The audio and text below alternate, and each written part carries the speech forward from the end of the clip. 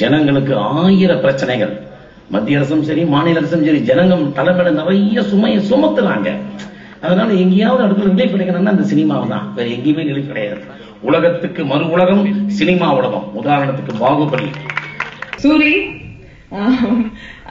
சூரிக்கு எனக்கு காம்பினேஷன் இல்லை இந்த படத்துல, but he's an amazing person to work with, and I'm so glad நீங்க இந்த படத்துல பண்றீங்க.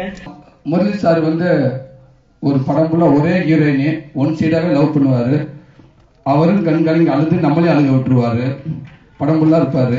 ஆனா அதர்வா 4 ஹீரோயினியோட குத்தாட்டம் போறாப்புல, சந்தோஷமா இருக்காப்புல, ஜாலியா இருக்காப்புல. என்னை பொறுத்த வரைக்கும் இது எனக்கு ஒரு கிடைச்ச ஒரு மிகப்பெரிய கிஃப்ட்னு நான் சொல்லுவேன்.